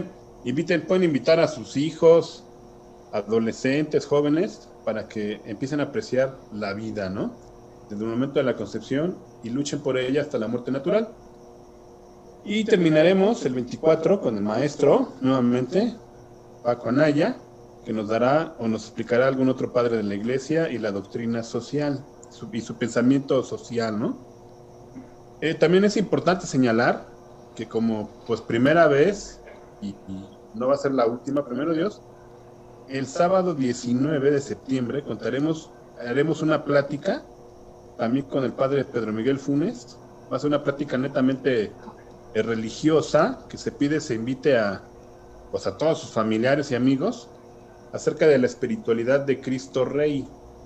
Ese mes, en septiembre, será la primera plática, y al mes siguiente, el 17 de octubre, terminaríamos la plática 2 y haríamos una consagración a Cristo Rey. Entonces vale muchísimo la pena. Vamos a tener 5 pláticas, primero Dios, en septiembre. Una será en sábado y continuará al siguiente mes en octubre, para que estén ahí pendientes y se puedan consagrar a Cristo Rey, ¿no? Pues eso es todo lo que viene en el futuro. Agradecemos mucho a Francisco. Yo coincido con él, yo creo que Gracias por la paciencia. Benedicto XVI en algún momento va a ser doctor, ¿no? De la iglesia, a lo mejor no padre, pero siempre va a ser doctor, ¿no? Y santo. Sí, Dios quiera. Sí, no, me daría una alegría infinita, ¿sí? ¿No? Sí. Bueno, Rafa, pues es todo. No sé si tengas algún otro comercial por ahí. Sí, nada más recordarles que la emisión de debate público mañana a las 8 de la noche, vamos a hablar sobre tendencias políticas y sociales después del COVID. Mañana a las 8 de la noche, aquí mismo por Encuentro Ciudadano por la Paz y en UBAC, Estado de México. Ahí también vamos a tener un buen ponente, ¿no, Rafa? Sí, más o menos. Más o menos, dices. Rafa, el mismo Rafa Funes nos va a dar la plática. Sí, muy vamos a estar bueno. platicando. Funes son muy buenos. Buenas noches, gracias otra vez. Buenas noches a todos y gracias a la audiencia por estar con nosotros. Y con a sus oraciones. Gracias. Claro.